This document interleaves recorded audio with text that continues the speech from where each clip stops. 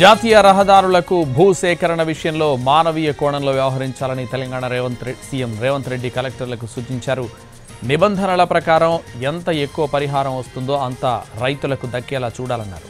Telangana NHAI పరిధిలో రహదారుల నిర్మాణానికి ఎదురవుతున్న సమస్యలపై సచివాలయంలో ఆయన సమీక్ష నిర్వహించారు. ప్రభుత్వం నుంచి సహకారం ఉన్నా భూసేకరణ ఎందుకు ఆలస్యం అవుతోందని ప్రశ్నించారు.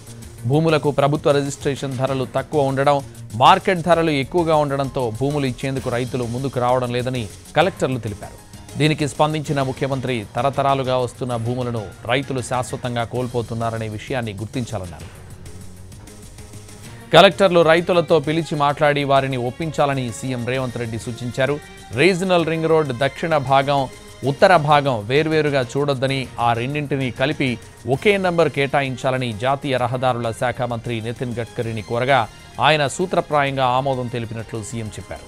ఆ ప్రక్రియకు అవసరమైన చర్యలు తీసుకోవాలని అధికారులకు సూచించారు. ఈ విషయంలో రాష్ట్ర ప్రభుత్వం, కేంద్ర ప్రభుత్వం, ఎన్హెచ్ఏఐ మధ్య త్రైపాక్షిక ఒప్పందం కుదుర్చుకోవాల్సి ఉంటుందని అధికారులు తెలిపారు. వెంటనే దాన్ని పూర్తి చేయాలని రేవంత్ రెడ్డి ఆదేశించారు.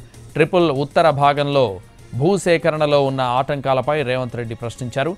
అలైన్మెంట్ విషయంలో పొరపడి కొందరు రైతులు కోర్టును ఆశ్రయించారని, దాంతో హైకోర్టు స్టే ఇచ్చిందని యాదాద్రి భువనగిరి కలెక్టర్ హనుమంత్ కె జండగే తెలిపారు. స్టే తొలగింపునకు వచ్చే శుక్రవారం నాటికి కౌంటర్ దాఖలు చేయాలని కలెక్టర్కు రేవంత్ రెడ్డి సూచించారు.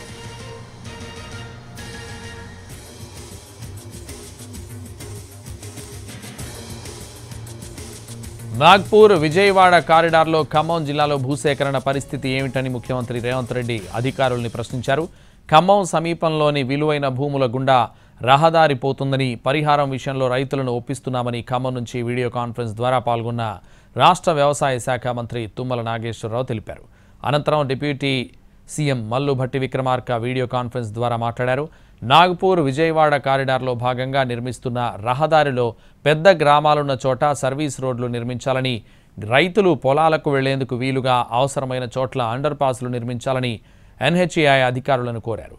ఈ అంశాన్ని పరిశీలిస్తామని ఎన్హెచ్ఏఐ ప్రాజెక్టు సభ్యుడు అనిల్ చౌదరి